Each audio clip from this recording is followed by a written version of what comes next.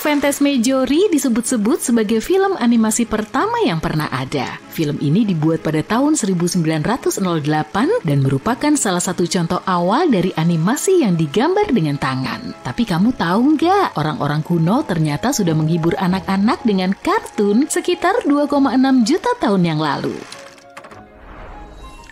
Sebuah studi baru mengungkapkan bahwa orang-orang kuno adalah orang-orang yang pertama kali membuat gambar terlihat beranimasi. Caranya, mereka mengukir gambar-gambar binatang di atas batu dan meletakkannya di sekitar api unggun. Saat cahaya mulai memantul, hewan-hewan purba itu juga akan bergoyang-goyang. Ukiran prasejarah itu menjadi hidup dalam kerlap-kerlip cahaya api dengan hewan-hewan yang melompat-lompat seperti siap berpesta.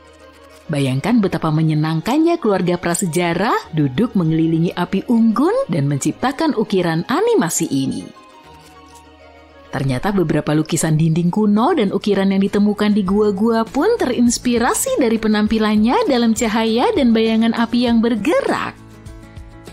Jadi pada dasarnya, ukiran kuno ini dibuat seolah hidup ketika cahaya api mengenainya, dan sekarang para peneliti membuat film yang menunjukkan efek keren itu pada model 3D dari beberapa ukiran kuda. Penelitian ini mengatakan bahwa otak kita dirancang untuk melihat benda-benda yang bergerak dalam cahaya yang berubah-ubah, dan itulah sebabnya ukiran ini mungkin penting bagi nenek moyang kita. Dengan kata lain, orang-orang gua berkata, "Hey, yuk ukir sesuatu yang keren di batu ini. Dan saat kita menyalakan api, lukisan di batu ini akan terlihat seperti bergerak." Dan sekarang para ilmuwan bilang, "Itu luar biasa. Yuk kita buat film untuk menunjukkannya." Andy Needham dan rekan-rekannya menggunakan pemindaian modern dan teknologi realitas virtual untuk mempelajari 50 batu datar berukir yang disebut plakat yang terbuat dari batu kapur. Batu-batu ini ditemukan di Prancis Selatan pada tahun 1800-an dan sekarang berada di sebuah museum di London. Batu-batu ini dipenuhi dengan 77 ukiran realistis dari berbagai macam hewan seperti kuda, rusa, dan Xiaomi. Tampaknya Homo sapiens yang punya banyak waktu membuat ukiran ini pada 12.000 sampai 16.000 tahun yang lalu.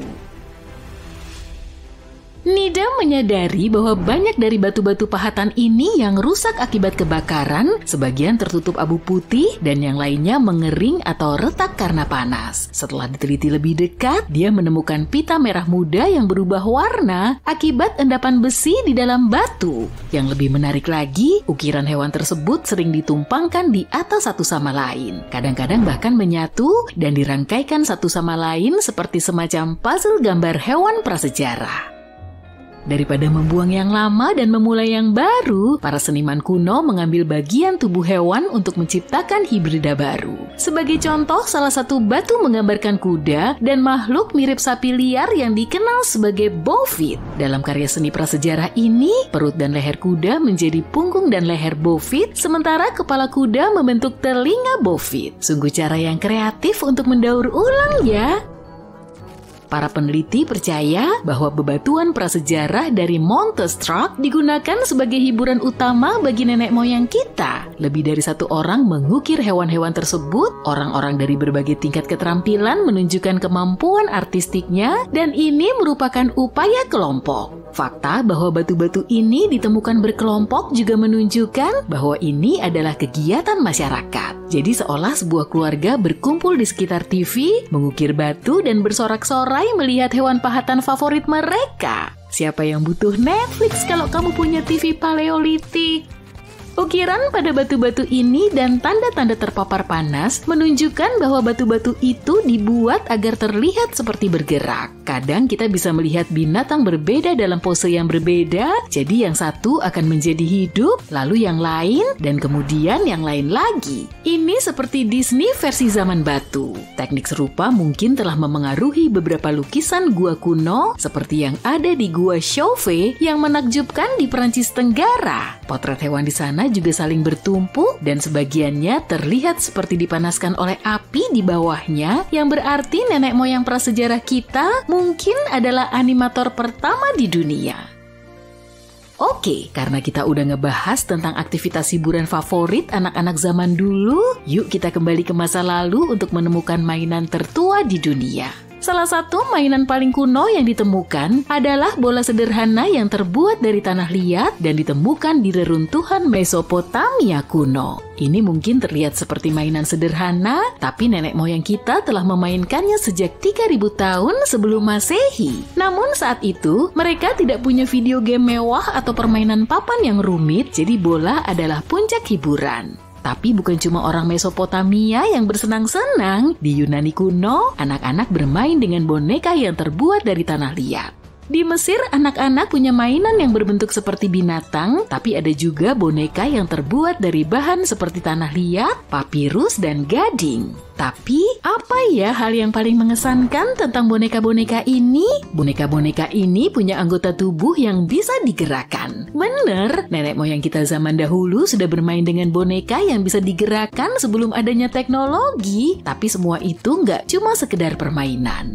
Mainan juga punya tujuan praktis pada masa itu. Faktanya, banyak mainan yang ditemukan oleh para arkeolog sebenarnya digunakan untuk mengajarkan keterampilan penting kepada anak-anak. Sebagai contoh, anak-anak Mesir bermain dengan boneka yang berbentuk seperti dokter yang membantu mereka belajar tentang pengobatan dan perawatan kesehatan.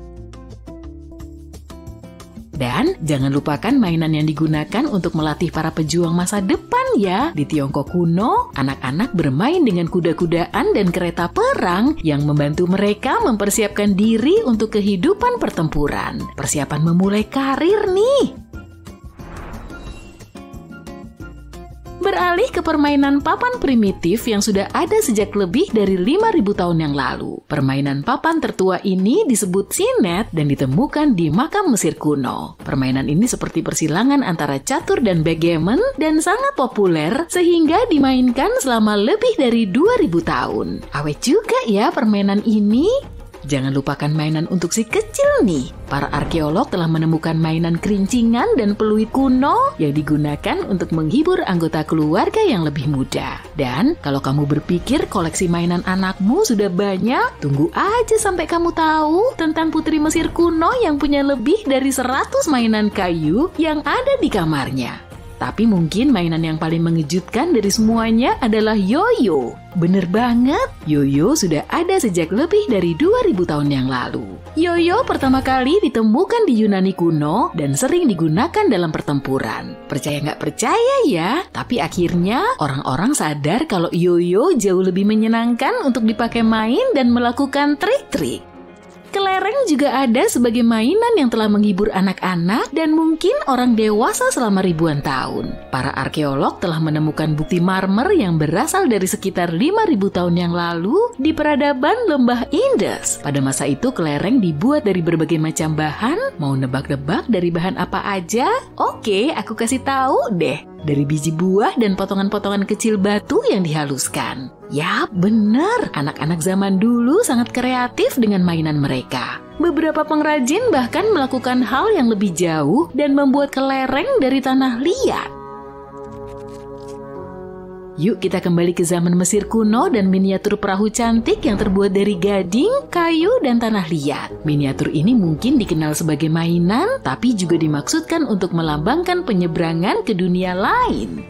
Anak-anak Viking juga punya jenis barang yang serupa, sebuah perahu mainan dari kayu berusia lebih dari 1000 tahun, ditemukan di sebuah lahan pertanian di dekat pantai Norwegia. Mainan ini tampak seperti perahu sungguhan dan pasti jadi hal yang sangat keren, seperti halnya anak-anak zaman sekarang yang tergila-gila dengan mobil balap dan drone. Kamu bisa bayangin kan anak-anak kecil saat itu memamerkan perahu mainan mereka kepada teman-temannya? Banyak dari mainan ini yang masih menyenangkan untuk dimainkan hari ini. Dan masih ada banyak lagi seperti tentara mainan dan gasing. Mau tahu lebih banyak tentang mainan atau gadget kuno dari masa-masa awal perfilman?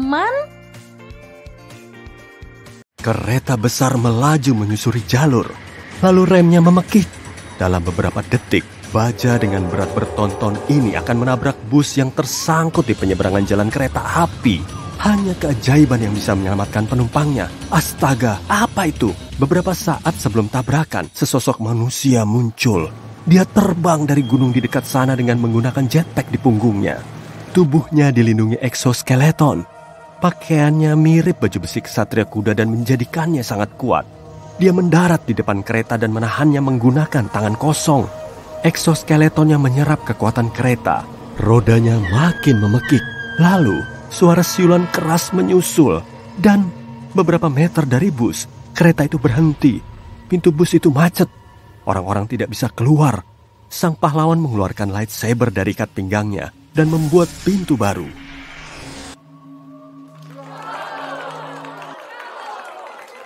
Skenario ini mungkin kelihatannya terlalu fantastis, tapi banyak hal keren yang sebelumnya cuma ada di komik dan film, sekarang sudah jadi nyata.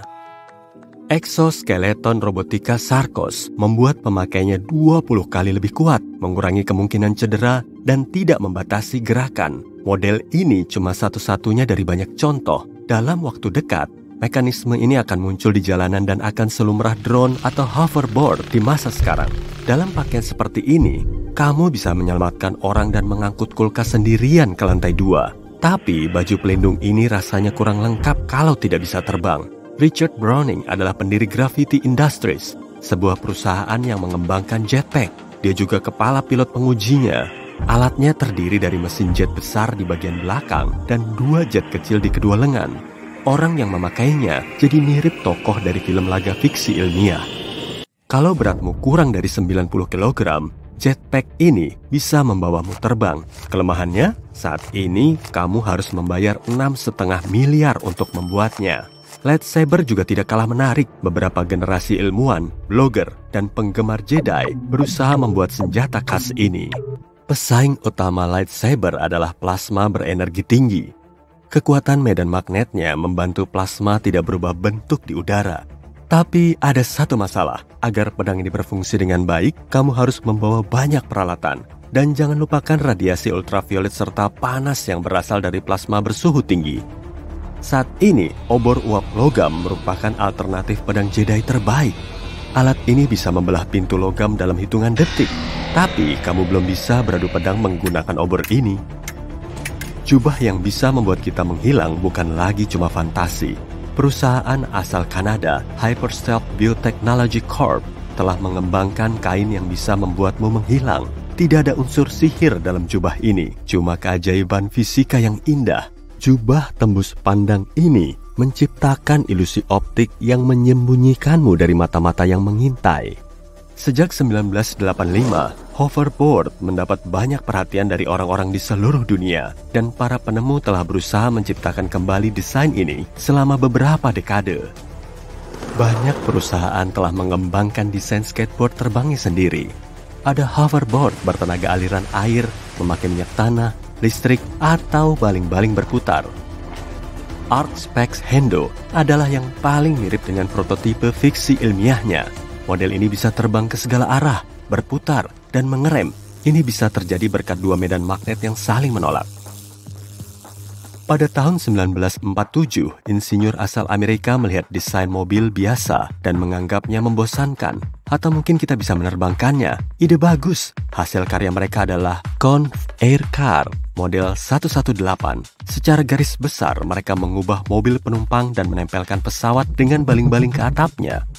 Perusahaan di seluruh dunia terus menginvestasikan jutaan dolar dalam proyek mobil terbang. Meski mobil mereka saat ini lebih mirip drone atau helikopter, banyak peneliti yakin kita takkan bisa membuat mobil terbang. Semua terlalu mahal dan berbahaya. Tapi siapa tahu, pada abad ke-19, orang-orang bilang gerobak roda 4 seperti ini takkan pernah menggantikan kuda.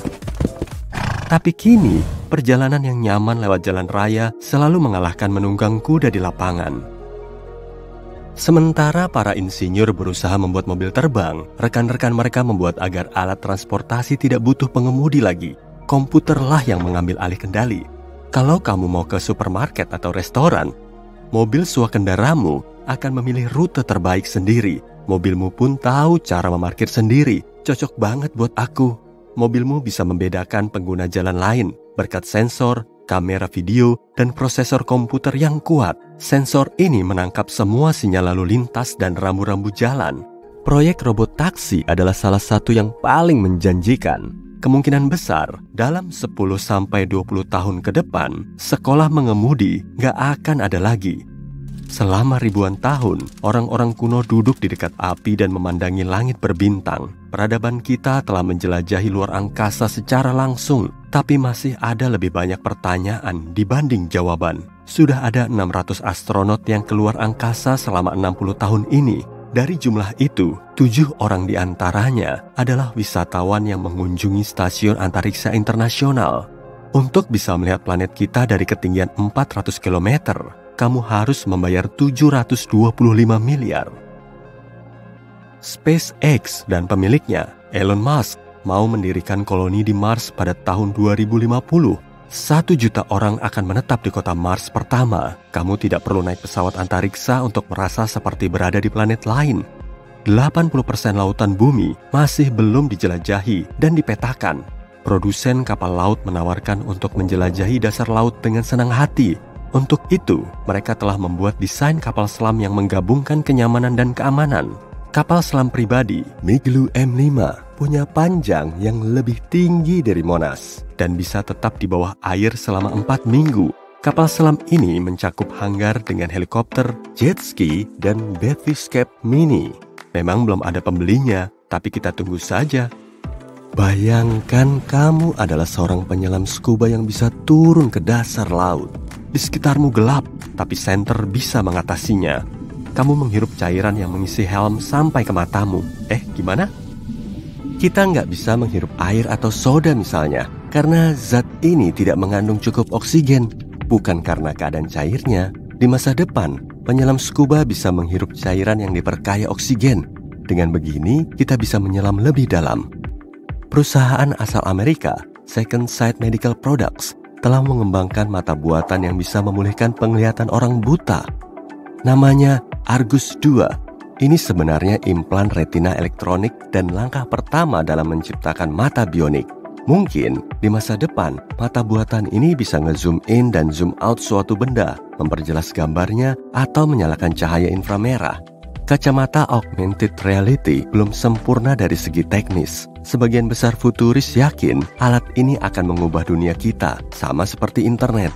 Untuk apa kita memakai TV atau komputer lagi kalau kamu punya kacamata yang akan membuka layar virtual dengan ukuran apapun di depanmu dan menayangkan serial TV favoritmu? Hal yang sama berlaku untuk furnitur, pakaian, dan makanan. Semua ini akan diganti dengan barang virtual. Kacamata augmented reality mendigitalkan barang apapun yang ada di sekelilingmu dan membuatnya kelihatan seperti yang kamu mau. Kecuali kalau kamu lepas, pastinya. Hari ini, kamu bisa melihat pemandangan Mediterania di luar jendela. Dan besok, kamu bisa melihat pemandangan Times Square. Hard drive dan drive optik komputer menyimpan data berukuran besar. Tapi teknologi ini tidak bisa diandalkan. Seiring waktu, diska seperti ini jadi tidak bisa dibaca lagi. Para ilmuwan hampir menyelesaikan masalah ini. Mereka belajar cara menulis data elektronik ke dalam DNA bakteri hidup.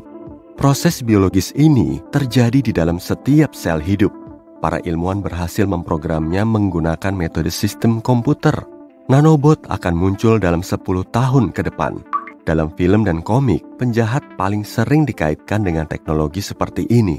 Di dunia nyata, nanobot akan digunakan dalam kedokteran.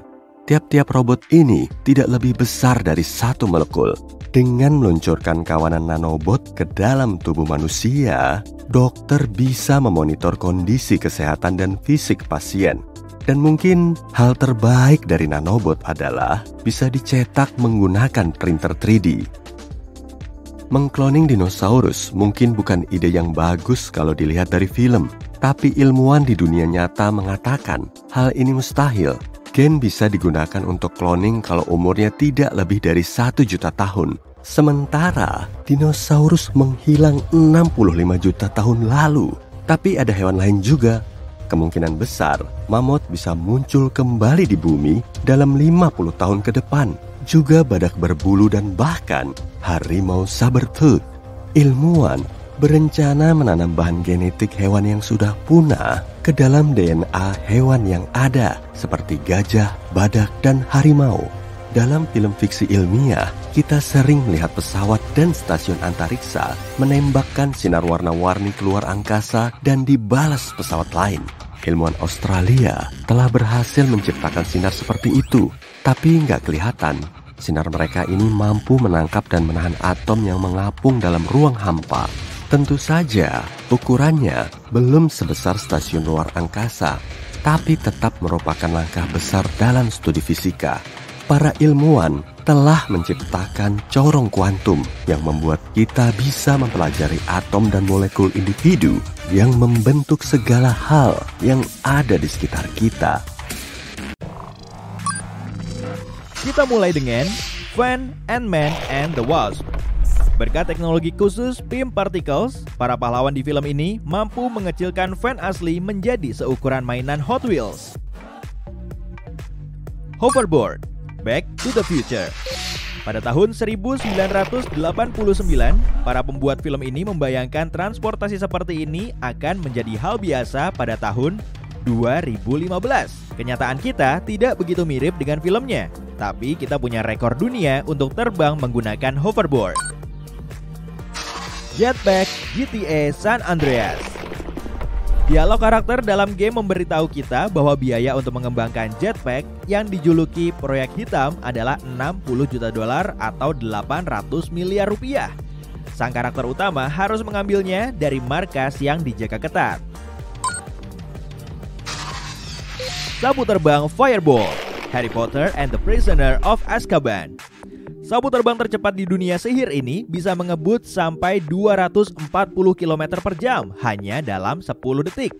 Hampir secepat Bugatti. Karpet ajaib, 1001 Nights. Kecepatan maksimumnya tidak diketahui, tapi kita tahu kemampuan sihirnya hilang jika karpet ini rusak. Kart standar, Mario Kart. Buku panduan Super Mario Kart menyuruhmu curang agar menang lewat saran, selalu perhatikan layar lawanmu. Light Cycle, Tron Legacy. Sepeda motor ini benar-benar ada dan boleh dikendarai di jalanan. Kamu bisa membelinya dengan harga $55.000 atau 800 juta rupiah. Speeder Bike, Star Wars. Benda ini bisa melaju pada kecepatan 500 km per jam, lebih cepat daripada panah yang melesat. Padahal di dunia nyata, selama pembuatan film, kecepatannya hanya 8 km per jam. Keajaiban pengeditan film. Lightning McQueen, Cars. Dia adalah perpaduan Ford GT dan Corvette. Nomor 95-nya adalah Easter egg. Film pertama Pixar, Toy Story, tayang pada tahun 1995. Giga Horse, Mad Max Fury Road. Pelontar api mengerikan dari dunia Mad Max memiliki 1.200 tenaga kuda. Itu setara 2 Lamborghini Huracan. DeLorean, Back to the Future. Trilogi terkenal tentang perjalanan waktu ini membuat DeLorean begitu populer. Produsennya pun memutuskan untuk membangkitkan produksinya setelah 30 tahun. Mystery Machine. Scooby-Doo pasti akan kaget kalau tahu van seperti ini terjual hampir $60.000 atau 880 juta di zaman sekarang. Yaks. Sedan pink, The Simpsons. Selama 28 tahun, pencipta serial animasi ini terus ditanyakan tentang mobil tipe apa yang dimiliki keluarga Simpson. Namun, di salah satu episode, kita akhirnya tahu tipenya adalah Plymouth Junkerola 1986. The Tumbler, The Dark Knight. Meski terlihat kaku, mobil ini tetap berkecepatan tinggi. The Tumbler bisa melaju dari 0 hingga 100 km per jam dalam 5,6 detik. Mobil ini punya versi Batmobile yang legal di jalan. Kamu bisa membelinya seharga 14 miliar. Pursuit Special, Mad Max Fury Road. Interceptor V8 yang terakhir ini punya mesin V8 yang boros bahan bakar. Kemewahan sejati di dunia distopia fiksi ini. Chevrolet Camaro Transformers. Saat berubah menjadi Bumblebee, Chevy ini menjadi setinggi 5 meter. Ciri-ciri karakter Bumblebee mengikuti Marty McFly dari Back to the Future. Kid Knight Rider. Mobil ini adalah Pontiac Firebird yang dimodifikasi total.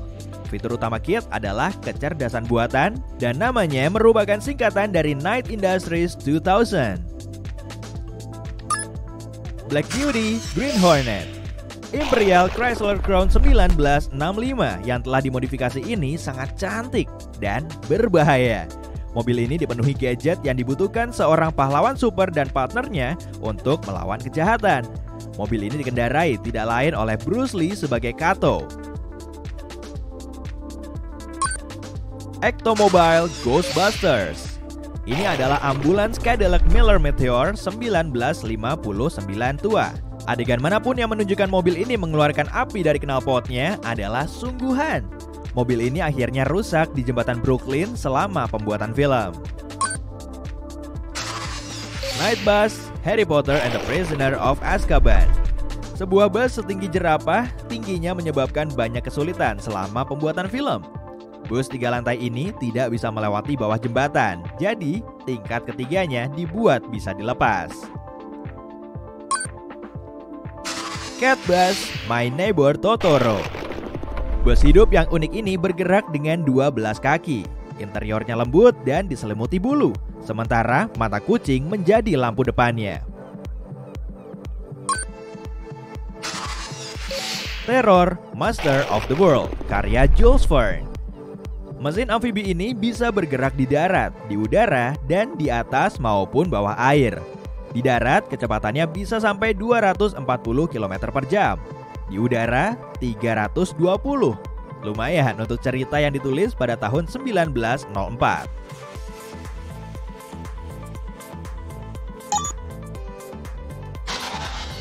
T-70 X-Wing Starfighter Star Wars.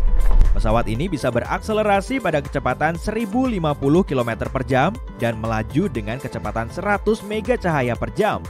Tapi desainnya tidak terlalu efisien, sehingga mungkin tidak akan bisa terbang dalam kehidupan nyata. Rex Metal Gear Solid. Nama Rex diberikan karena bentuknya mirip T-Rex. Kokpitnya berada di rahang dinosaurus metaliknya.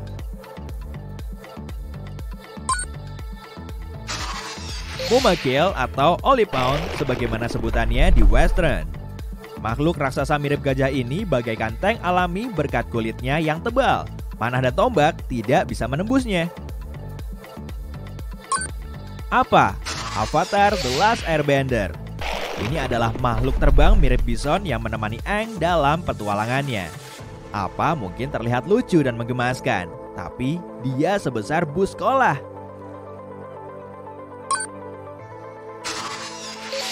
AT-AT Walker.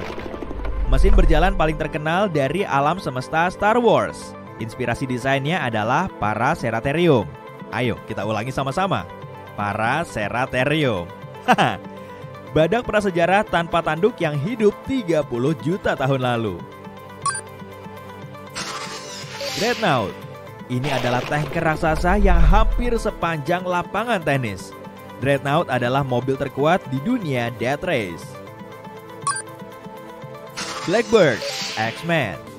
Tim mutan superhero berkeliling naik jet yang sangat terinspirasi oleh Lockheed SR-71. Hanya saja, milik mereka bisa lepas landas dan mendarat secara vertikal. Pesawat ini bisa berakselerasi sampai 3.500 km per jam.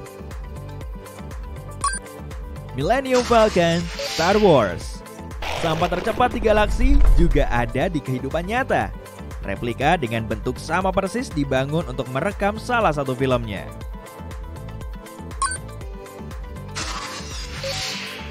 Sandcrawler Star Wars. Tempat berlindung raksasa bergerak milik Jawa ini dilengkapi medan magnet yang memungkinkan mesin menelan logam dan droid seperti penyedot debu. Tripod The War of the Worlds. Mesin menakutkan ini punya sinar panas dan tabung yang mengeluarkan asap hitam beracun. Alien-alien ini akan dengan mudah mengambil alih planet kita. Untungnya ada bakteri menyerang mereka, tapi manusia kebal terhadapnya. Maaf ya, kubocorkan sedikit. The Black Pearl, Pirates of the Caribbean. Ini adalah kapal tercepat di alam semesta Pirates. Kapal yang digunakan untuk syuting sebenarnya bernama The Sunset. Flying Dutchman, Pirates of the Caribbean. Menurut legenda, kapten kapal ini membawa kutukan bagi seluruh awaknya dan mereka tidak bisa berlabuh. Kutukannya belum diangkat, jadi mungkin kapal ini masih mengapung di lautan. Endurance Interstellar. Film ini sangat berfokus pada detail. Stasiun berbentuk cincin yang hampir seluas lebar sayap Boeing 747 ini bisa benar-benar dipakai di kehidupan nyata. House Moving Castle. Sangat besar dan menakutkan, tapi meriam besar di depannya tidak berfungsi. Kastel setinggi 20 lantai ini bergerak hampir sepenuhnya tanpa suara. Nautilus 20,000 Leagues Under the Sea. Panjang kapal selam fiksi ini setara 3 paus biru dan bergerak secepat mobil di jalan raya.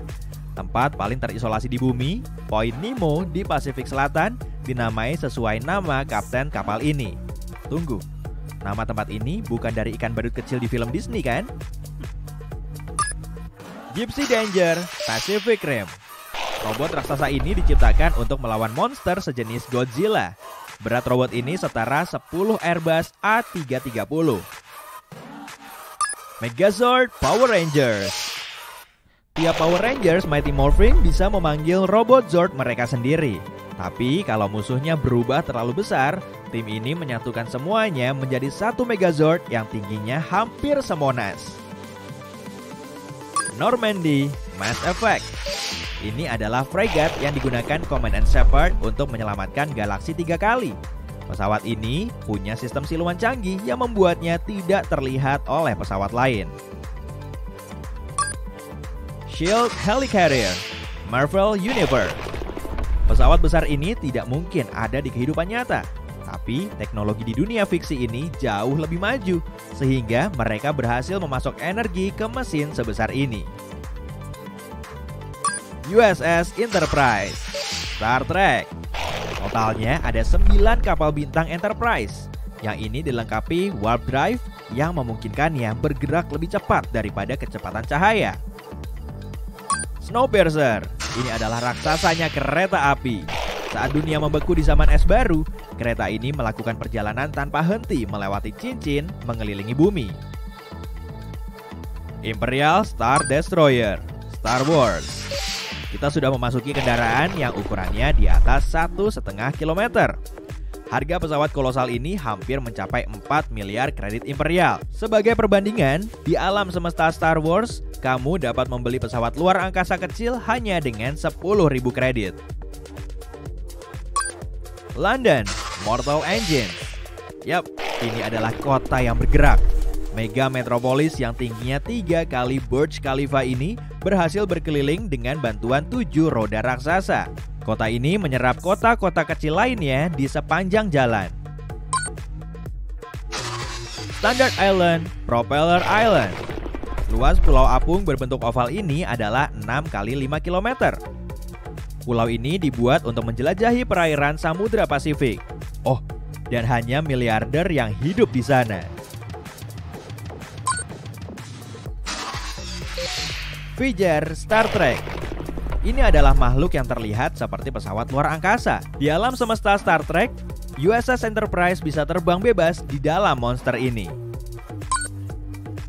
Death Star Star Wars. Stasiun luar angkasa bulat besar ini memiliki 560 dek dan menampung 2,4 juta penumpang serta awak. Ups, duar, bocoran lagi. TARDIS Doctor Who. Dari luar, ini terlihat seperti kotak polisi Inggris standar. Tapi kalau kita bicara bagian dalam mesin waktu Doctor Who, ya, ukurannya tidak terbatas.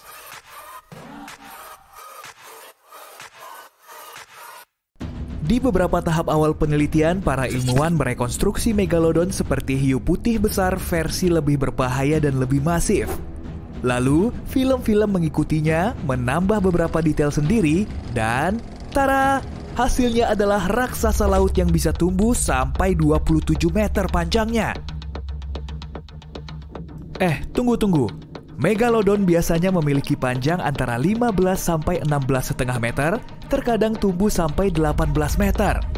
Sebagai perbandingan, lintasan bowling memiliki panjang 18 meter, bus sekolah sekitar 13,5 meter, dan rata-rata orang memiliki tinggi 178 cm. Jadi ya lumayan megalodon. Tapi tetap bukan 27 meter. Bobotnya sekitar 50-60 ton, setara dengan 10 gajah dewasa atau bahkan Boeing 737. Itu betinanya. Ukuran betina hampir 2 kali ukuran jantan. Satu lagi perbedaan di film dan kenyataannya, megalodon tidak ada hubungannya dengan hiu putih besar. Hubungan terdekat mereka adalah sepupu, karena megalodon sebenarnya adalah keturunan terakhir dari silsilah hiu berbeda. Selain itu, jenisnya memiliki ukuran 3 kali lebih besar dari rata-rata hiu putih besar. Megalodon memiliki hidung lebih pendek. Dan lagi, sirip dadanya lebih panjang daripada sirip dada hiu putih besar. Predator pada zaman dulu makan banyak, jadi mereka butuh sesuatu untuk menopang bobot mereka. Tapi keduanya punya penciuman yang bagus. Jadi, di zaman prasejarah pun, berenang sambil membawa daging mentah bukan ide yang bagus. Dan kalau sekarang jelas tidak aman. Entah megalodon bersembunyi di kedalaman yang dipercaya sebagian orang, atau mereka sudah punah, adik sepupunya masih akan menunggu di luar sana. Selain itu, mereka suka memburu mamalia laut besar supaya mereka punya kegiatan yang bisa dilakukan bersama. Itu pun sampai Mac jadi kesal dan tak sengaja memangsa temannya. Ya, siapa yang bakal tahu kan? Mereka punya gaya berburu yang berbeda. Hiu putih lebih suka menyelam lurus ke arah mangsa dan mencari titik terlemahnya, seperti kaki yang terlihat atau perut. Megalodon mengincar sirip dan ekor. Karena rahangnya yang hampir selebar 3 meter dan gigitannya dianggap paling kuat, giginya bisa menembus apapun. Terkadang seluruh gigi ditemukan tertancap dalam tulang hewan lebih besar seperti paus. Tanpa organ utama yang mereka gunakan untuk berenang, hewan laut yang malang itu tak akan berdaya dan tak bisa kabur. Namun, paus hanya bagian kecil dari makanan megalodon. Anjing laut, sapi laut, cumi-cumi, lumba-lumba, hiu lain. Megalodon juga mungkin tak akan menolak sekumpulan ikan kecil yang masuk ke mulutnya. Ngemil setelah makan malam besar memang tidak terkalahkan nikmatnya. Bahkan penyu raksasa tak akan aman di dalam tempurungnya. Mac mungkin menganggap itu sebagai tantangan sehari-hari yang berani. Sungguh makanan yang beragam dalam jumlah banyak pula. Megalodon biasanya memakan sekitar 1.130 kg makanan setiap hari. Pantas saja mereka mendominasi lautan. Dia punya hampir 300 gigi dalam 5 baris, dan gigi itu sangat tajam serta bisa tumbuh sampai 18 cm panjangnya. Bahkan namanya sendiri berarti gigi raksasa. Hei, mungkin mereka punya sepupu bernama ortodontia, yang artinya antara gigi berantakan atau kantong tebal. Megalodon mengganti ribuan giginya seumur hidup. Karena tidak begitu kuat, gigi Mac seringkali copot. Lalu mereka akan dapat gigi baru dalam waktu 1-2 hari. Jadi mereka bisa melanjutkan sesi berburunya tanpa gangguan berarti. Hal yang sama terjadi dengan hiu modern. Gigi baru menggantikan gigi rusak atau tua. Gigi yang tanggal adalah satu-satunya yang membantu ilmuwan melakukan penelitian terhadap megalodon. Mereka menemukan gigi itu di seluruh dunia. Yap, megalodon adalah pengelana.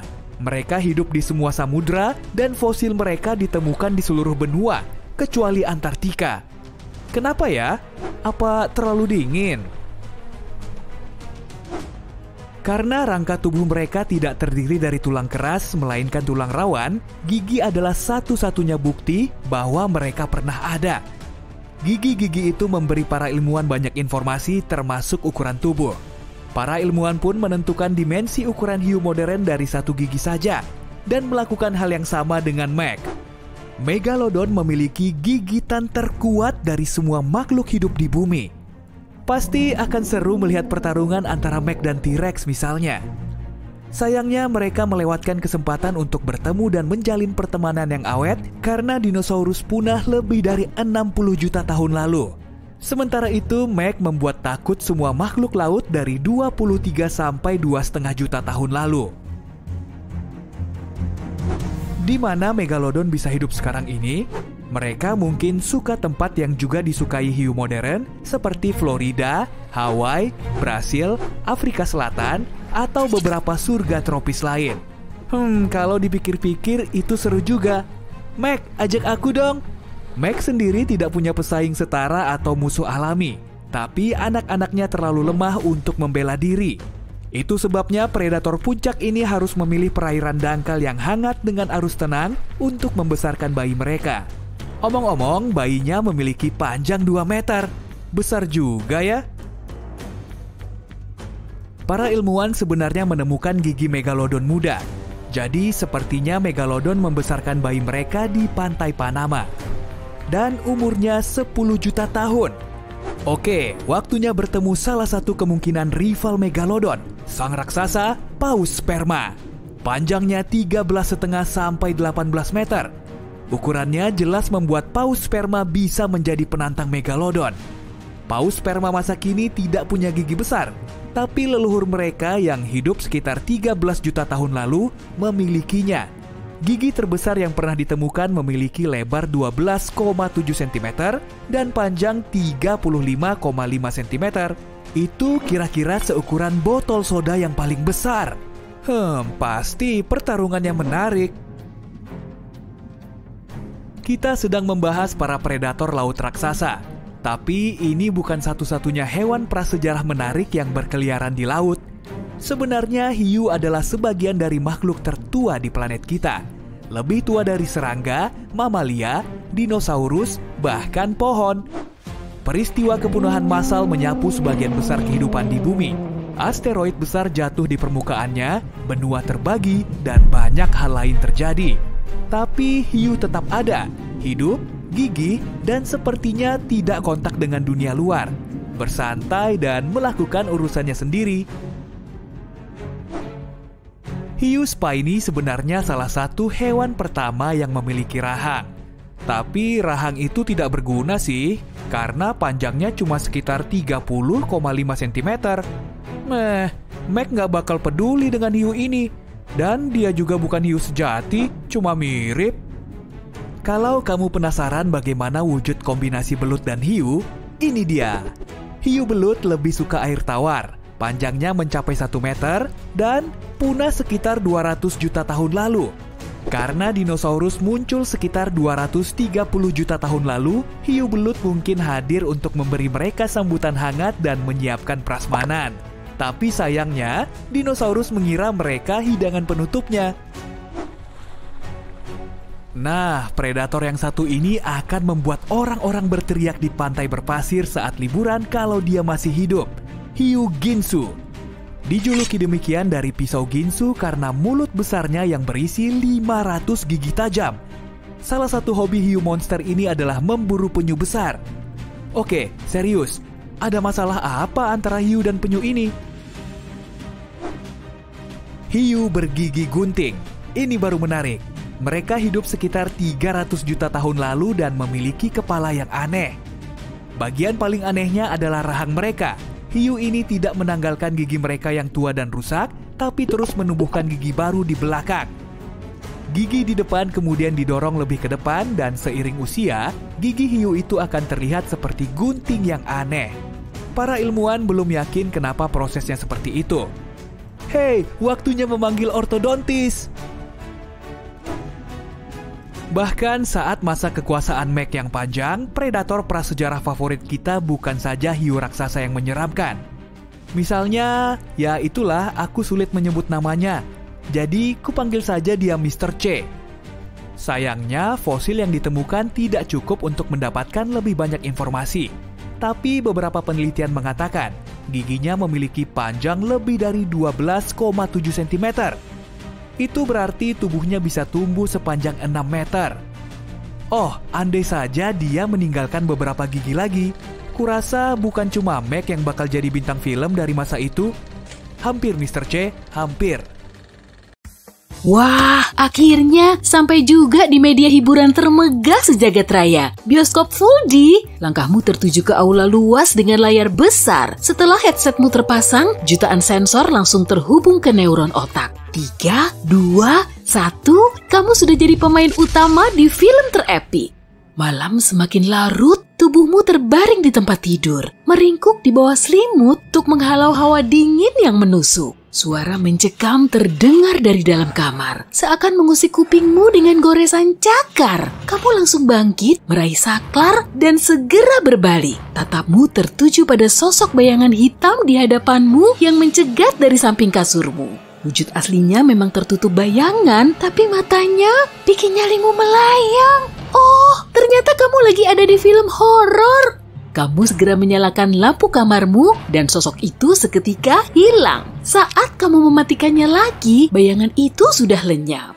Kupingmu menangkap suara serak bernada rendah. Seorang wanita tua merangkak-rangkak di plafon kamarmu. Jeritanya sangat histeris, mengagetkanmu saat tubuhnya meluncur ke arahmu. Dengan hati gugup, kamu mengambil langkah 1000 dan langsung menghempaskan pintu.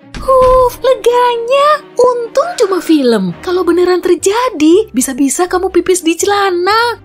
Kamu sudah ada di dapur, mentari pagi menyapamu dengan senyum hangat. Alunan musik penyemangat membahana di seisi ruangan, entah dari mana sumbernya. Blender, 2 butir telur, dan sekotak susu sudah berjajar rapi di atas meja. Kali ini kamu akan membuat suplemen protein, dan ternyata tubuhmu sudah terbalut dengan baju olahraga. Saat kamu keluar rumah, bunyi musik semakin berdentum, kamu jadi makin bersemangat untuk lari pagi. Gedung dan jalanan makin menjauh di belakangmu. Saat semangatmu kian membara, kamu baru tahu ternyata kamu sedang ada di adegan film olahraga. Dengan tubuh sehat, kamu siap meraih prestasi. Tapi, moodmu seketika hancur saat bangunan di dekatmu meledak. Tubuhmu memang terpelanting, tapi kamu tetap baik-baik saja. Layaknya para tokoh utama di film action, kamu perlu berlindung karena ledakan terus berlangsung. Mobil SUV berjendela gelap melaju dari sudut jalan. Kamu langsung melompat ke atapnya dan mendarat di atas jok motor sport yang terparkir di pinggir jalan. Oke, saatnya menaklukkan jalanan. Kamu mencoba menghindar dari pengejaran, aspal di belakangmu mulai berderak, mobil-mobil terlempar ke sisi jalan, dan kaca jendela hancur hingga jadi kepingan. Di hadapanmu ada truk besar yang dipasang kayu lompatan. Kamu pun memacu motormu hingga melompat ke udara. Sementara itu, ledakan keras terjadi di belakangmu. Jendela bangunan di depanmu tak menyurutkan nyalimu karena kamu terus menerobosnya, lalu lompat dari motormu. Kamu ada di ruangan abu-abu yang dipenuhi dengan perabot jadul. Jendela yang tadinya pecah sudah utuh lagi. Rinai hujan membasahi kaca luarnya. Ragamu lelah dan benakmu resah. Wajahmu tertunduk lesu saat kamu mengamati jalanan di bawah sana. Pikiranmu mulai dibanjiri inspirasi dan matamu langsung melihat ke mesin tik di atas meja. Kamu pun duduk manis di sudut ruangan sambil mengetik tanpa henti, menuangkan hasil renunganmu ke dalam untayan kata. Suatu saat nanti, jerih payahmu ini akan jadi mahakarya. Tulisanmu memang belum diakui, tapi ini baru permulaan kok. Emosimu semakin berkecamuk. Dan kamu cuma bisa menangis karena hatimu sudah kepalang remuk. Seiring berjalannya waktu, tulisanmu kian mengonggok di atas meja. Rapiin dulu ah. Setelah merapikan naskahmu, kamu segera menyerahkannya ke editor. Dengan mata yang berkaca-kaca, dia berkomentar. Tulisanmu bagus banget loh. Percuma saja, sahutmu. Buku ini telah merenggut semuanya dariku. Padahal kamu sendiri nggak tahu pasti apa yang sebenarnya hilang dari dirimu. Ya, namanya juga drama. Urusanmu dengan si editor sudah beres. Setelah meninggalkan kantornya, kamu menuju jalanan dan menembus kemacetan lalu lintas. Seorang pria melongo keluar dari jendela mobilnya, lalu bilang, "Hei orang asing, jangan lupa bahagia ya." Pesepeda yang melintas tiba-tiba berseru, "Ngapain sih stop segala kalau cuma bilang hore?" Kamu pun menyahut, "Saya kurang paham nih, tapi ya udahlah, gak masalah." Widih, ternyata suaramu bagus juga. Orang-orang yang melintas langsung keluar dari kendaraan mereka dan bernyanyi bersamamu. Sekawanan burung bertengger di dekatmu sambil bersenandung mengikuti lagu. Semua penonton berjoget ria sesuai irama. Ada juga truk pemadam kebakaran yang menyemprotkan air ke kerumunan. Wih, lagumu semakin terdengar riuh. Biar raga telah mati, tapi cinta kan abadi. Di film musikal, ayo kita olah vokal. Wadaw, mantap sekali pemirsa. Di gang gelap ini, pandanganmu buyar dalam nuansa hitam putih. Topi khas tahun 50-an bertengger manis di kepalamu. Sayup-sayup sirine makin terdengar jelas, disusul dengan jeritan dan pecahan kaca. Kota ini makin terpuruk oleh keserakahan dan tipu daya. Kamu menyerukan kalimat ini tanpa ragu. Wah, keren! Kamu lagi ada di film detektif noir. Saat ini kamu sedang duduk di ruang kerjamu, gelas kosong dan setumpuk catatan berserakan di atas meja. 17 Desember 1954, mataku belum terpejam sedikit pun selama 2 hari ini. Seorang wanita cantik berdiri di ambang pintu. "Detektif, saya perlu bantuan nih," ucapnya.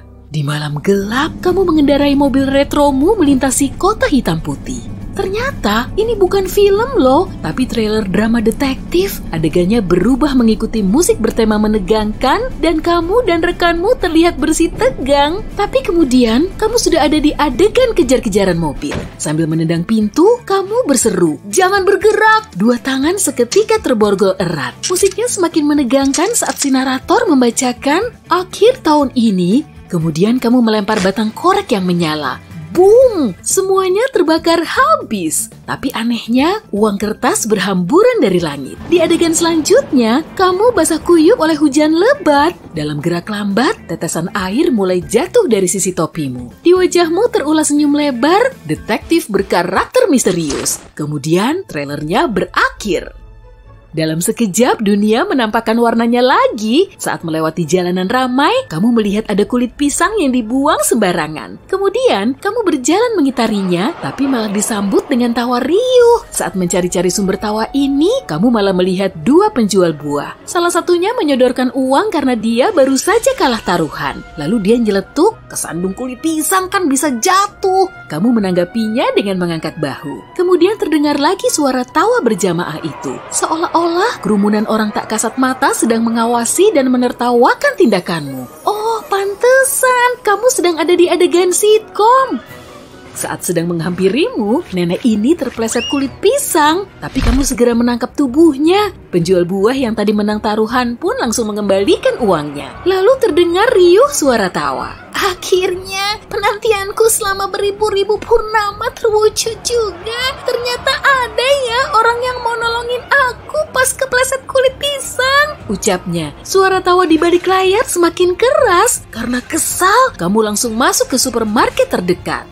Di lorong supermarket, kamu sedang asik mengisi troli belanjaanmu. Sejumlah orang menghampirimu sambil mengarahkan kamera berlensa besar. Malahan, ada juga yang ditaruh di lantai dan diumpetin di balik kotak buah. Mereka nggak tahu kalau kamu bisa melihatnya. Ada yang berkata dengan suara tenang dan ramah, "Rasa lapar bisa bikin manusia kalah belanja ya. Saat membayar nanti, dia pasti segera nyadar kalau uangnya nggak cukup."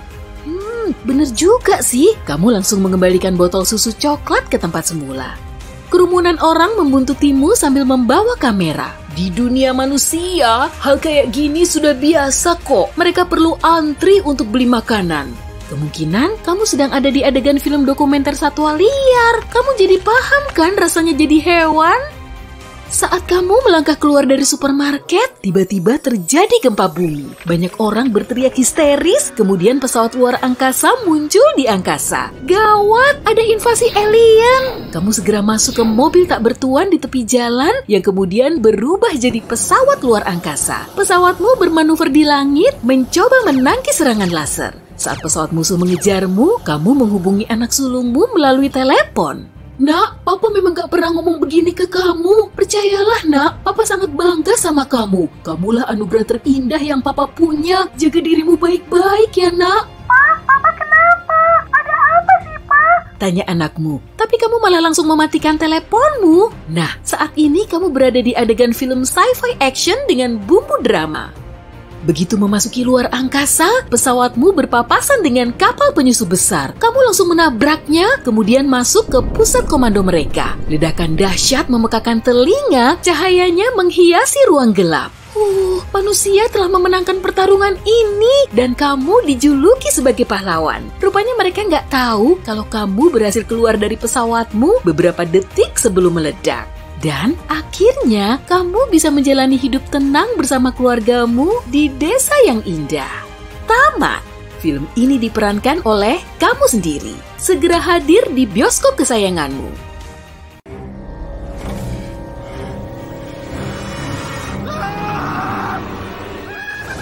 Hey, kamu yang pemberani dan pencinta Halloween. Aku punya tantangan film horor terbaik untukmu. Aku akan ngasih tahu kamu sedikit informasi acak dari plot film layar lebar dan serial TV. Dan kamu harus nebak judulnya. Ambil pena bulu dan buku mantramu buat nyatet skormu ya.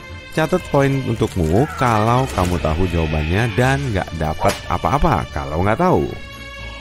Yuk kita mulai. Dalam film ini, karakter utama dan anak-anaknya ditemani 4 patung bernyanyi saat mencari mausoleum. Kamu tahu film apa ini? Dan ini petunjuknya, ada kata haunted dalam judulnya.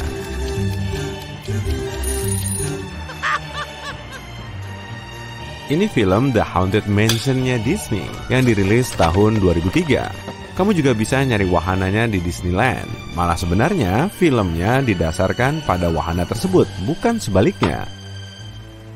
Dalam film ini, tetangga karakter utama nakut-nakutin anak-anak biar pergi dari halaman rumahnya dan merampas harta mereka. Kamu tahu judulnya?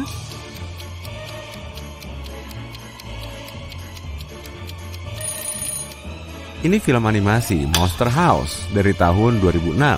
Salah satu penulis skenarionya dapat surat tentang gimana film ini memicu mimpi buruk. Nah, kalau belum, kamu harus nonton dan mutusin sendiri. Dalam film ini, karakter utama menjelajahi dunia di mana semua makhluk punya tombol alih-alih mata. Dari film apa karakter ini?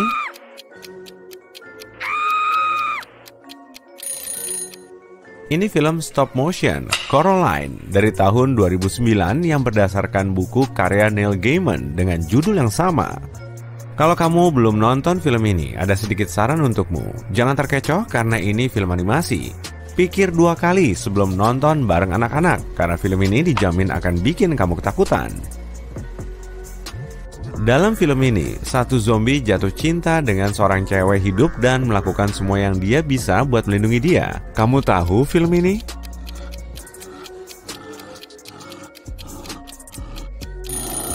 Ini film Warm Bodies yang dirilis tahun 2013 dan berdasarkan pada sebuah novel. Omong-omong, ini juga film komedi romantis loh, jadi bisa kamu tonton di hari Valentine. Ini pilihan saling menguntungkan untuk pasangan yang selera filmnya beda ya. Dalam film ini, David Bowie mencuri bayi. Kamu tahu judulnya?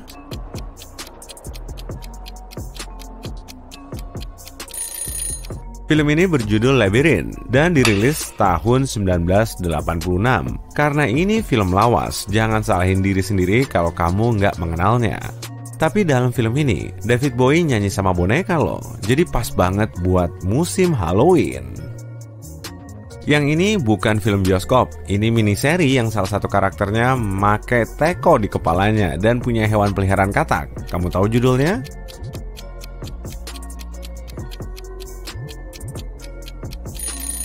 Over the Garden Wall, miniseri animasi yang terdiri dari 10 episode ini rilis tahun 2014, tapi dengan cepat menjadi film yang klasik. Tokoh antagonis film ini seorang bioexorcist, dan judulnya terdiri dari 2 kata, serangga dan minuman. Kamu bisa tebak filmnya?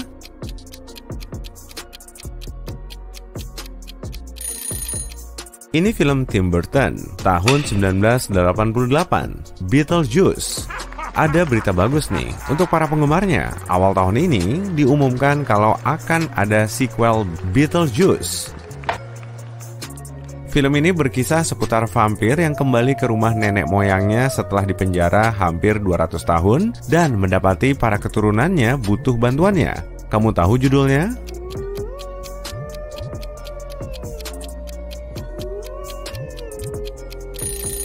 Ini film lain karya sutradara gotik Tim Burton.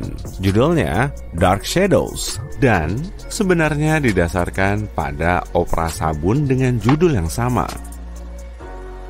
Dalam film ini, seorang bocah lelaki harus ngilangin kutukan penyihir selama 300 tahun untuk menyelamatkan kotanya. Meskipun semua orang di sana berpikir kalau dia sakit jiwa. Kamu tahu ini film apa?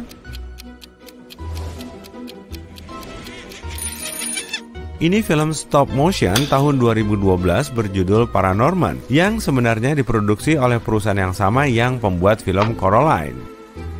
Dalam film ini, seorang bocah lelaki diubah jadi tikus oleh ketua perkumpulan penyihir. Kamu tahu judulnya?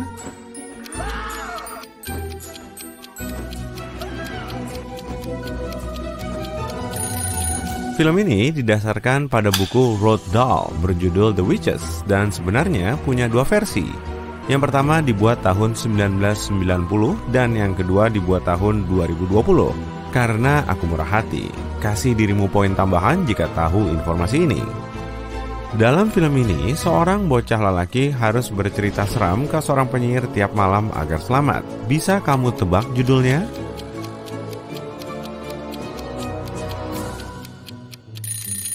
Ini film keluaran tahun 2021 berjudul Night Books. Dalam film ini, monster-monster yang sebenarnya karakter dari berbagai buku menjadi hidup dan penulis buku itu harus menghentikan mereka dengan bantuan beberapa remaja sebelum mereka bikin kekacauan di kota. Apa kamu tahu judulnya?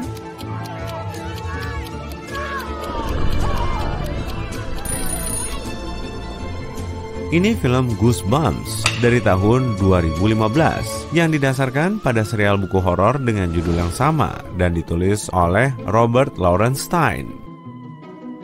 Kamu berhasil sampai di pertanyaan ke-13. Kalau gitu, saatnya menambah tingkat keseraman. Dalam film ini, sekelompok konselor coba membuka kembali kamp musim panas yang terbengkalai yang punya masa lalu suram. Coba tebak judulnya? Ayolah, aku tahu kalau kamu tahu.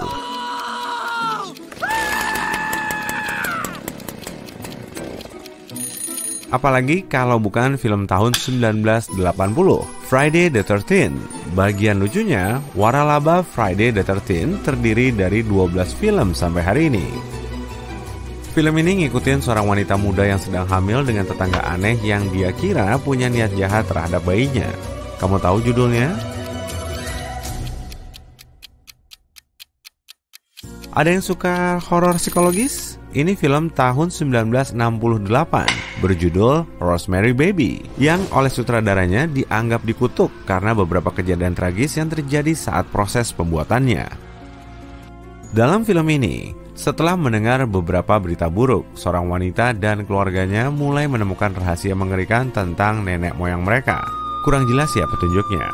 Tapi kamu pasti tahu judulnya kalau memang pencinta horor sejati. Ini film Hereditary dari tahun 2018.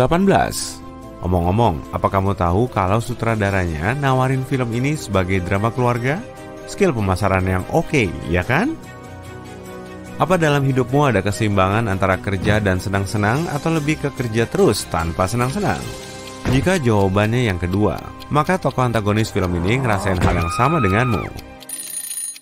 Film yang menganut pemahaman kerja terus tanpa istirahat bikin seseorang jadi membosankan adalah The Shining, besutan sutradara Stanley Kubrick yang didasarkan pada novel dengan judul yang sama. Kalau jadi karakter dalam film ini, kamu harus hidup tanpa suara sedikit pun agar bisa selamat. Kamu bisa sebutin judul film ini?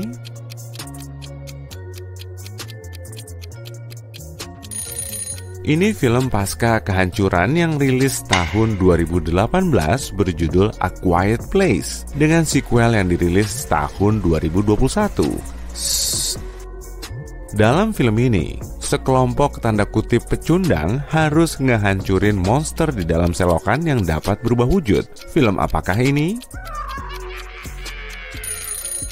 Ini film tahun 2017 berjudul It, kayak film The Shining yang ini juga merupakan adaptasi novel karya Stephen King. Ini pertanyaan tentang mini-seri lain untukmu. Yang ini tentang 5 bersaudara yang akhirnya harus lari dari rumah yang sedang coba mereka renovasi. Kamu tahu serial ini? Miniseri berisi 10 episode ini berjudul The Haunting of Hill House. Dan ini sebenarnya cerita awal dari serial antologi The Haunting. Gimana kalau kita akhiri dengan hal yang gak begitu nakutin biar kamu tetap bisa tidur dalam gelap? Dalam film terakhir. Kalau jadi media sosial, kamu bakalan jadi apa sih? Penasaran? Yuk kita mulai kuisnya. Apa yang paling bikin kamu senang? A. Traveling atau belanja. B. Membantu orang lain. C. Belajar hal baru. D. Menghabiskan waktu bersama keluarga.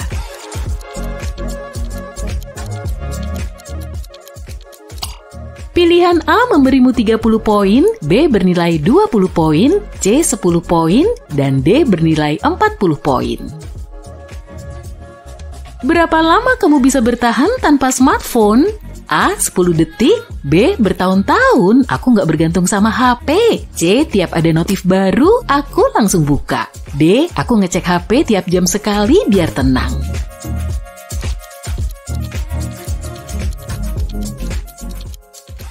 Kalau kamu pilih A, tambahkan 40 poin ke skormu. Kalau kamu pilih B, nilainya 10 poin. C memberimu 30 dan D 20 poin. Apa kamu punya banyak teman? A, enggak juga sih. Aku lagi fokus mengembangkan diri dan kesuksesanku. B, 1-2 orang sejak SMA, kami masih dekat sampai sekarang. C, banyak dan sering ketemuan. D, dulu temanku banyak tapi nggak sering ketemuan.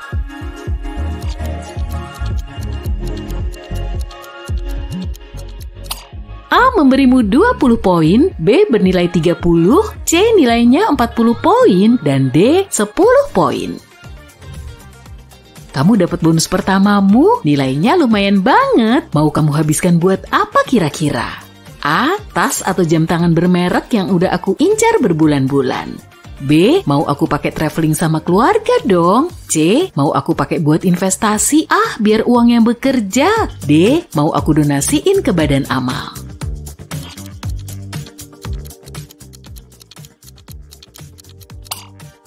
Kalau pilihanmu A, kamu dapat 10 poin. Kamu pilih B, nilainya 40 poin. C memberimu 20 poin, D bernilai 30 poin. Kamu ngikutin kabar seleb-seleb nggak? A, enggak lah, aku nggak terlalu peduli. B, cuma kalau judul beritanya menarik. C, pastinya aku harus tahu gosip terbaru. D, ada beberapa seleb yang aku suka dan aku follow.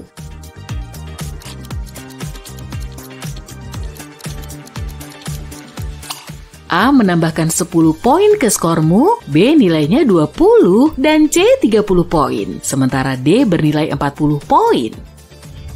Apa tujuan media sosial? A. Untuk mengekspresikan diri, bikin konten keren dan dapat banyak follower. B. Untuk cari motivasi, belajar dan bertumbuh. C. Biar selalu tahu apa yang dilakukan orang-orang. D. Wadah untuk speak up tentang hal-hal penting.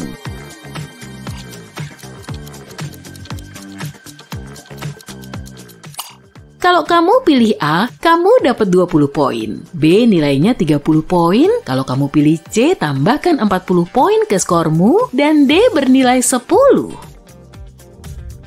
Kalau kamu karakter di sebuah film, kamu bakalan jadi apa?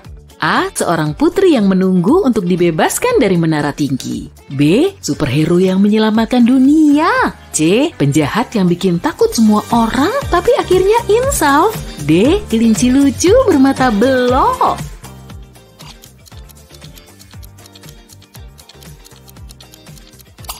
A memberimu 20 poin, B bernilai 10, C 30 poin, dan D nilainya 40 poin. Apa yang kamu lakukan pertama kali saat baru bangun? A. Ngecek media sosial lah pastinya. B. Minum segelas air dan olahraga. C. Ngirim pesan selamat pagi ke grup chat. D. Jalan-jalan pagi.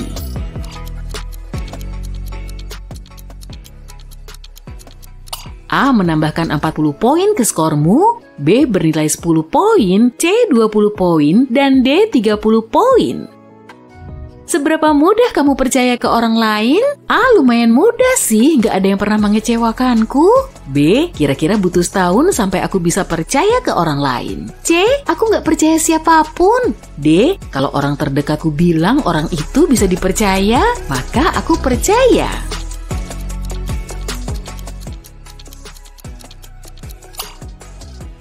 Kalau kamu pilih opsi A, tambahkan 40 ke skormu. B memberimu 20 poin, C bernilai 10, dan D 30 poin. Apa kamu membalas pesan dan komentar orang asing? A. Akunku privat, cuma teman-temanku yang bisa ngirim pesan atau komentar. B. Enggak, aku langsung blok aja. C. Kalau masalahnya penting dan nadanya baik, iya sih. D. Pastinya, tubir adalah jalan ninjaku.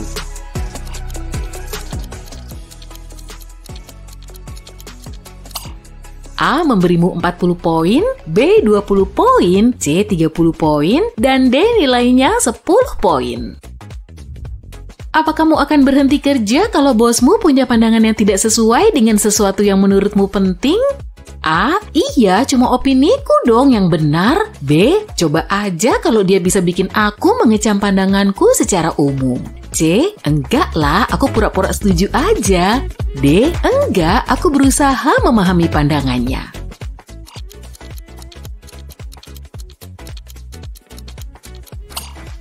Opsi A memberimu 10 poin, B 20 poin, C 30 poin, dan D 40 poin. Coba buka setting HP-mu dan lihat apa yang paling banyak memakan memorimu. A. Foto. Foto-foto kucingku aja sampai 2000. B. Video. Aku masih harus ngedit dan ngepost semuanya. C. Aplikasi Messenger. D. Game.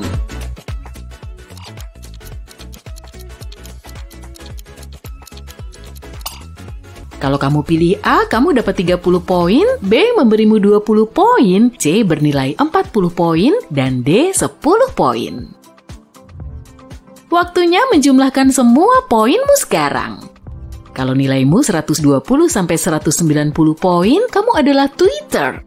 Kamu punya opini untuk banyak hal dan kamu nggak takut untuk membagikannya ke orang lain. Kalau ada yang nggak setuju sama kamu dengan senang hati menjelaskan kenapa kamu yang benar. Kamu nggak mau kalah meski dengan orang yang punya wewenang. Kamu senang bacain kabar dan berita dan yakin kalau nggak ada informasi yang nggak berguna. Kamu jenaka dan jok-jokmu cerdas serta up to date.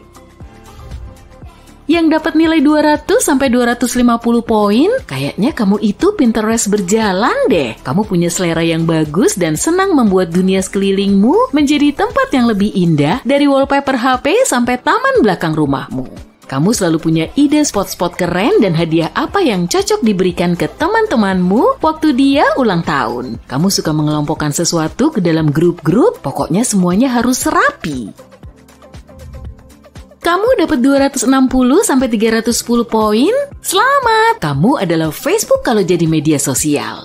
Minatmu luas dan kamu suka belajar dari banyak sumber. Waktu dan tenagamu banyak kamu habiskan untuk tetap dekat dengan orang lain. Kamu selalu punya kata-kata bagus untuk semua orang dan peduli dengan masalah mereka. Orang sering menanyai saranmu atau sekedar sharing sama kamu karena mereka tahu kamu pendengar yang baik dan punya banyak pengalaman hidup.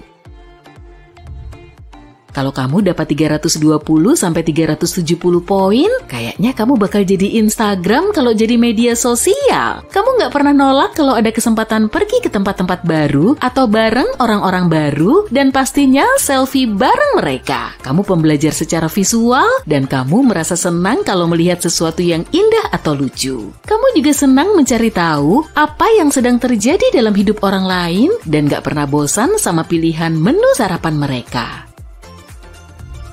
Buat kamu yang dapat nilai 380 sampai 430 poin, angkat tangan, loncat, dan diam. Yap, kita lagi bikin video dance TikTok karena inilah jiwa media sosialmu. Kamu penuh energi, suka dengan kehidupan yang berjalan cepat dan gampang move on. Kamu berani bereksperimen dengan pendekatan dan format baru, kamu fast learner, dan kalau ada yang nggak paham-paham sama suatu masalah, kamu bakalan cepet bosen.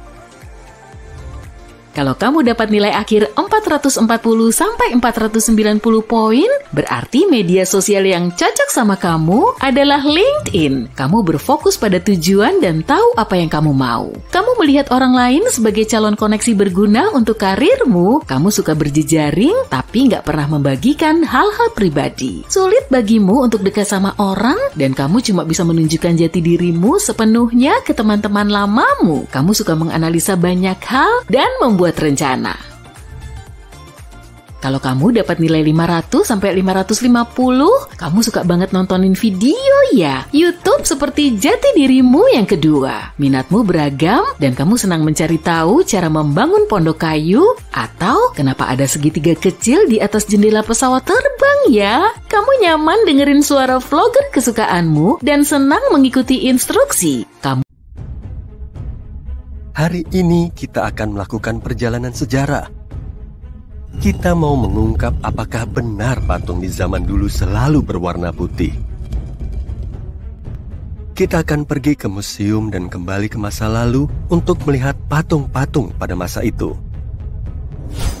Pertama, kita akan ke New York. Kita naik tangga terkenal di Met, Metropolitan Museum of Art, lalu masuk ke museum yang megah itu. Kamu lewat lorongnya dan masuk ke ruangan yang berisi salah satu koleksi terbesar patung Yunani dan Romawi kuno di dunia. Saat mengagumi patung-patung itu, ada satu hal yang menonjol. Patung-patungnya putih. Masuk akal sih, karena bahan utamanya adalah marmer putih. Selama berabad-abad, sejarawan, arkeolog, dan peneliti gak begitu peduli sama fakta ini. Apa patung-patung ini aslinya emang putih? Baru beberapa puluh tahun lalu, hal ini menjadi pembahasan. Pada tahun 1980-an, peneliti menggali patung Yunani kuno yang berwarna. Penemuan baru ini bikin mereka bertanya-tanya, apa semua patung zaman dulu dicat? Perhatikan karya seni ini. Patung Yunani abad ketiga sebelum Masehi ini ditemukan dalam keadaan hampir seluruhnya dicat dan masih dalam bentuk aslinya. Kita udah bisa melihat jelas kalau patung ini punya warna asli pink dengan sedikit cat biru dan merah. Masalahnya, patung ini bukan satu-satunya. Patung berwarna ternyata udah jadi standar. Di zaman dulu, patung emang dicat dengan warna terang dan mencolok. Tapi informasi ini hilang dalam sejarah kita. Menurut peneliti, patung berwarna adalah cara membuat patung lebih nyata. Kita hidup dalam warna-warna terang. Jadi, seni juga harus mencerminkan itu kan? Betul. Jadi kita kembali dulu ke masa lalu buat nyari tahu apa yang terjadi. Kenapa galeri museum dipenuhi dengan patung putih? Kamu mungkin pernah dengar Michelangelo, pematung terkenal asal Italia yang mengukir patung David yang populer dan melukis langit-langit Sistine Chapel. Michelangelo adalah salah satu pelukis simbolis di era Renaissance. Renaissance adalah periode sejarah saat seniman, filsuf, dan ilmuwan Eropa punya minat baru dalam pembentukan Yunani dan Romawi kuno. Seniman seperti Michelangelo mempelajari rangkaian patung Romawi, misalnya Leo Cowan and his Sons. Mereka jatuh cinta dengan sosoknya yang seperti hidup dan marmer putih yang murni. Tapi satu hal yang mereka nggak tahu, dan teknologi pun nggak tahu, yaitu pigmen warna dari patung-patung itu udah pudar. Soalnya, patung-patung itu ditemukan setelah beberapa tahun terkubur atau terpapar udara. Misalnya kayak di Leo Cowan, yang diperkirakan memiliki ular dan jubah berwarna. Saat seniman Renaissance membuat penghormatan untuk seniman di zaman sebelumnya, mereka juga nggak mengecat mahakaryanya. Mereka langsung mengukir marmer dan membiarkannya putih tanpa warna. Mungkin karena mereka ngira itu yang dilakukan pematung di Yunani dan Romawi kuno. Karya-karya Michelangelo dan seniman seangkatannya memengaruhi seluruh generasi pematung setelah itu. Jadi, kreasi seni ini berlanjut sampai ke zaman modern tanpa ada yang mempertanyakan. Namun, bukti warna dalam patung Yunani dan Romawi kuno banyak. Sejumlah peneliti menunjukkan cendekiawan udah tahu setidaknya selama seabad kalau patung di zaman itu nggak semuanya putih. Penelitian lain mengungkap penemuan ini mungkin terjadi lebih awal. Pada awal tahun 1980-an, arkeolog Vincent Brinkman membuat penemuan besar. Pada saat dia menjadi mahasiswa Ludwig Maximilian University di Munich, dia mengembangkan teknologi yang bisa mendeteksi polikrom dalam sampel patung Yunani kuno. Polikrom adalah seni melukis dalam berbagai warna. Dia kaget dengan penemuannya dan bingung kenapa dan kok bisa peneliti dan arkeolog lain nggak membahas ini. Ternyata penemuan pertama bahwa patung zaman dulu nggak semuanya putih terjadi dulu sekali, jauh sebelum Vincent lahir. Penemuan itu terjadi saat penggalian Pompei tahun 1700-an. Kita tahu kota Pompei di Italia Selatan tertutup lava setelah letusan gunung Vesuvius yang tiba-tiba. Kota itu hancur, tapi awan debu yang muncul dari lava mengawetkan banyak struktur kota itu. Para sejarawan dan arkeolog seni beruntung karena Pompei jadi tempat penggalian untuk meneliti Romawi kuno. Peneliti nemu beberapa fresko utuh yang menggambarkan kehidupan sehari-hari bangsa Romawi. Dalam salah satu lukisan ini, seorang seniman terlihat sedang mengecat patung. Fakta ini dicatat oleh sejarawan seni terkenal, Johann Joachim Winckelmann. Dia juga dianggap sebagai bapak sejarah seni. Sekarang kita lihat patung terkenal lain. Kalau mau lihat patung ini, kamu harus terbang ke Roma dan pergi ke Museum Vatikan. Patung ini adalah penggambaran klasik Caesar Augustus. Kalau kamu nggak kenal, dia adalah pendiri Kekaisaran Romawi dan Kaisar Romawi pertama. Dia orang penting. Patung yang kamu lihat bernama Augustus de Prima Porta. Kamu mungkin pernah melihat patung ini di buku sejarah. Masalahnya, patung ini selalu digambarkan dalam bentuk marmer putihnya. Padahal menurut temuan arkeologi tahun 1860-an, patung aslinya jauh lebih berwarna. Menurut para arkeolog, patung Augustus de Prima Porta memiliki tunik merah tua, zirah kuning, dan jubah ungu. Ingat ya, warna-warna itu dibuat secara alami, nggak kayak zaman sekarang. Seniman cuma bisa bikin warna itu dari bahan yang ada di alam. Jadi, ungu misalnya adalah warna yang susah dibikin. Dulu, mereka bikin warna ungu dari lendir spesies siput langka. Artinya, orang yang pakai warna ungu untuk mengecat karya dan pakaiannya adalah orang berkuasa dan kaya. Ini kelihatannya udah ngebuktiin kalau patung pada zaman dulu nggak selalu putih. Tapi seperti yang kita lihat di museum modern, kayaknya komunitas seni nggak tertarik mengeksplor lebih jauh tentang polikrom pada patung zaman dulu. Tapi kamu ingat arkeolog yang tadi kita bahas, Brinkman? Dia udah ngumpulin data tentang polikrom sejak tahun 1980-an. Dia bahkan mulai bikin replika berwarna dari patung-patung itu. Teknologi yang dia pakai nggak simpel sama sekali. Untuk membuat kembali karya seni kuno ini, Brinkman bikin salinan plester 3 dimensinya. Lalu, dia mengecatnya secara manual dibantu sama istrinya. Buat tahu warna mana yang dipakai di patung itu, Brinkman pakai cahaya UV. Beberapa pigmen akan berkilau saat terkena sinar UV, jadi memunculkan jejak yang tadinya nggak kelihatan. Misalnya, pemanah penuh warna ini. Lihat warna-warna ini. Karya ini adalah rekonstruksi dari pemanah dalam kostum penunggang kuda yang dibuat dari marmer. Untuk menggambarkan pemanah ini secara akurat, orang yang memulihkannya harus nyari tahu banyak tentang sejarah wilayah karya seni itu pertama ditemukan, karena warna-warna itu punya makna budaya. Dibekali itu dan teknologi UV, dia bisa membuat rekonstruksi yang kamu lihat sekarang.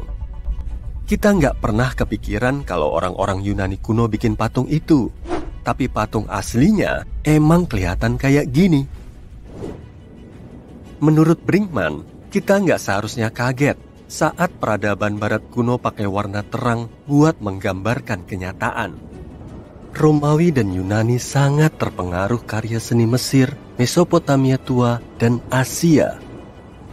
Misalnya, kalau kamu lihat Sphinx Mesir yang terkenal, kamu mungkin percaya kalau dari dulu Sphinx emang kelihatan kayak gitu. Sebenarnya, enggak. Penelitian modern dan rekonstruksi virtual dari monumen itu mengungkap kalau monumen itu sangat berwarna. Konon, badan patung itu berwarna merah bata dan hiasan kepalanya berwarna emas dan biru. Semua warna ini adalah warna penting di Mesir zaman dulu dan cuma cocok buat menggambarkan Firaun.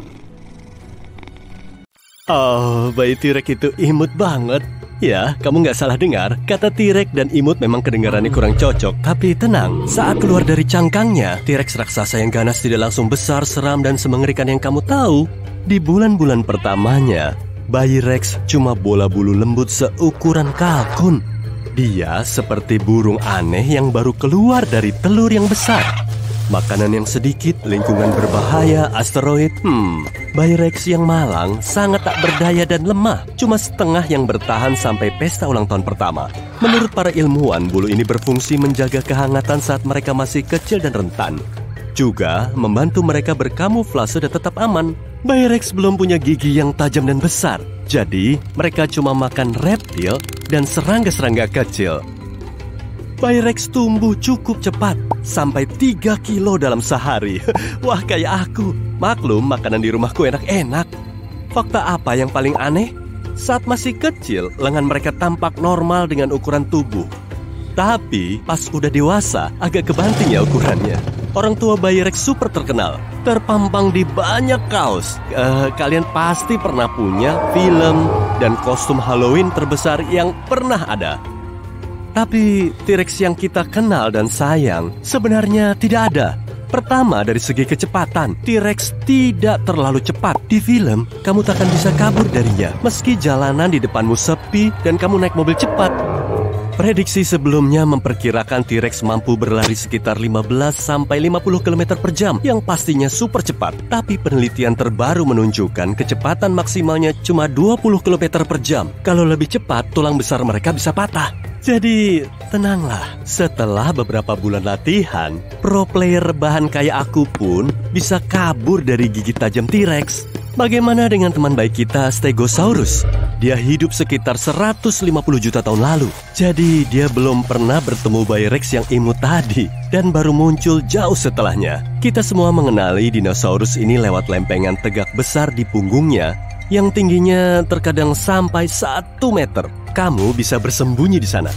Para ilmuwan masih belum tahu kenapa Stegosaurus memilikinya, tapi diperkirakan Stegosaurus dapat mengatur aliran darah lewat lempengan ini, mirip termostat tulang berukuran besar. Stegosaurus juga diyakini dapat menggunakan sistem yang sama untuk mengontrol warna kulit, tergantung saat dia ingin terlihat menarik atau terlihat menakutkan.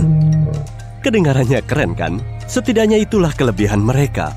Karena kalau dari segi otak, berat otaknya cuma sedikit di atas bola tenis. Dan ukurannya sebesar kenari, mirip otak anjing, tapi di tubuh kuda Nil. Troodon adalah salah satu dinosaurus paling cerdas. Dia setia kawan, jago berburu, punya penglihatan tajam, panjangnya 2 meter, dan otaknya super pinter. Keren kan? Fosil Troodon adalah salah satu penemuan dinosaurus pertama di Amerika Utara. Salah satu anggota dinosaurus paling aneh pastilah kita sebut Susi aja ya. Kalau bertemu dengannya, yang kamu lihat akan mirip tikus kalkun besar dengan tubuh berbulu. Mungkin inilah nenek moyang jauhnya kungkang sekarang. Temannya, Pegomastax, jelas tidak kalah dalam kelompok dinosaurus aneh. Dia agak mirip campuran landak dan burung beo. Tapi jangan bilang begitu di depannya ya, karena dia punya sejumlah gigi runcing yang bisa dia asah sendiri. Salah satu dinosaurus terbesar dan terberat yang kita tahu adalah Argentinosaurus. Kerangka lengkapnya masih belum ditemukan, tapi berat monster ini pasti sekitar 100 ton dan panjangnya sekitar 40 meter. Gak kalah kalau dibandingkan dengan hewan terbesar yang ada sekarang, paus biru, yang panjangnya cuma 30 meter. Saat mendengar kata dinosaurus, kamu mungkin membayangkan monster sebesar gedung yang bisa memakai pohon sebagai tusuk gigi. Beberapa dari mereka besar, terutama para dino berleher dan berekor panjang yang kira-kira sepanjang pesawat. Tapi banyak juga yang kecil dan ringan, beberapa cuma seukuran merpati. Kerangka dinosaurus terkecil yang pernah ditemukan adalah kadal seukuran tikus kecil. Beberapa dino punya ekor yang panjangnya lebih dari 13 meter. Dengan ekor ini mereka lebih mudah menjaga keseimbangan saat berlari, tapi bukan dengan menyeretnya di tanah. Dinosaurus sangat aktif dan lumayan cepat, jadi ekor mereka lebih sering diangkat.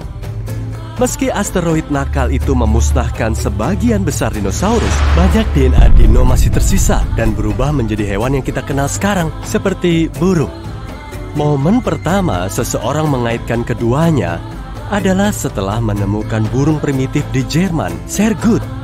Kemudian, para peneliti mengklasifikasikan dua kelompok dinosaurus, tergantung pada jenis pinggul mereka. Kelompok pertama terlihat tak asing, mereka punya pinggul seperti kadal. Kelompok kedua punya pinggul mirip burung, dan kelompok ketiga kayak Shakira. Dari sanalah lirik My Hips Don't Lie berasal. Enggak, deng. Selain itu, banyak karnivora zaman dulu punya tulang berongga yang juga dimiliki burung. Burung mungkin memang keturunan dinosaurus yang masih ada sampai sekarang, tapi beberapa hewan pernah melihat langsung era dinosaurus. Andai mereka bisa ngomong. Contohnya ular, lebah, hiu, kepiting, lobster, buaya, kecoa, bahkan kura-kura laut hijau. Mereka semua pernah melihat dinosaurus sungguhan, bikin iri aja. Banyak dino karnivora berjalan dengan dua kaki, jadi mereka bisa lebih cepat dan tangannya yang nganggur bisa nyomot Snakeosaurus. Pemakan tumbuhan berjalan dengan 4 kaki agar bisa menopang tubuh berat mereka. Pemakan tanaman yang lebih besar butuh sekitar 1 ton makanan per hari. Bayangkan, saking besarnya, mereka harus makan setumpuk sayuran setinggi rumah setiap hari. Jadi ingat kata pepatah, 1 semak besar sehari, dokter pun pergi. Benar kan itu? Ada sekitar 700 spesies dinosaurus yang sudah punah. Kedengarannya banyak, tapi kita mungkin belum menemukan semuanya. 5 tahun lalu, jenis dinosaurus baru ditemukan. Dino ini punya tanduk besar tepat di atas matanya. Karena mirip banget sama karakter buku komik, dia dinamai Hellboy. Pada tahun 90-an, para ilmuwan menemukan kawah di semenanjung Yucatan, Meksiko. Kamu pasti tahu ceritanya. Sekitar 66 juta tahun lalu, meteor seukuran gunung Everest menghantam planet kita dan mengisi atmosfer dengan debu, gas, dan puing-puing yang menyebabkan bencana iklim serius. Gelombang panas dan gelombang ledakan pun naik ke atmosfer, menghalangi matahari sebagian, dan game over. Terima kasih sudah ikut bermain dinosaurus. Era manusia tidak pernah bertemu dengan era dinosaurus. Dinosaurus menghilang lebih dari 60 juta tahun lalu, tapi mereka ada di bumi selama 160 juta tahun. Manusia modern baru ada sekitar 250.000 tahun. Jaraknya sekitar 59 juta tahun. Nggak semua dinosaurus lagi liburan di Meksiko saat asteroid ini menghantam. Mereka tersebar di seluruh dunia. Beberapa tinggal di gurun, sementara yang lain tinggal di daerah dekat sungai kuno yang dikelilingi hutan lebat dan vegetasi yang kaya. Mereka tidak terlalu pilih-pilih, jadi mereka tinggal di mana saja, bahkan di Antartika. Tapi di sana belum ada salju saat itu. Kedua kutub masih diselimuti hutan. Kebanyakan orang membayangkan dinosaurus berwarna hijau keabu-abuan karena film tentunya. Kita juga sering membayangkan mereka sebagai kadal raksasa. Para ilmuwan masih belum tahu banyak tentang warna kulit dinosaurus. Tapi para peneliti baru saja menemukan bukti bahwa warna dinosaurus sangat beragam. Satu dino kecil bahkan punya cincin putih dan oranye di ekornya. Dinosaurus adalah bahasa Yunaninya kadal mengerikan. Para ilmuwan dulu berpikir kebanyakan dinosaurus berdarah dingin seperti ular, kadal, atau reptil lain. Ternyata mereka salah. Mungkin beberapa bukti menunjukkan dino berdarah panas seperti mamalia. Pada tahun 2014, para ilmuwan menyatakan bahwa sebagian besar dinosaurus adalah mesotherm. Dan ternyata banyak dinosaurus punya bulu, seperti bayi Rex tadi. Bulu ini membantu mereka mengatur suhu tubuh. Hal lain yang disuguhkan film bioskop dan kita anggap benar adalah suara dinosaurus. Produser biasanya mencampur banyak suara binatang untuk mendapatkan raungan dino yang biasa kita dengar. Suara T-Rex biasanya dari campuran buaya, harimau, dan bayi gajah.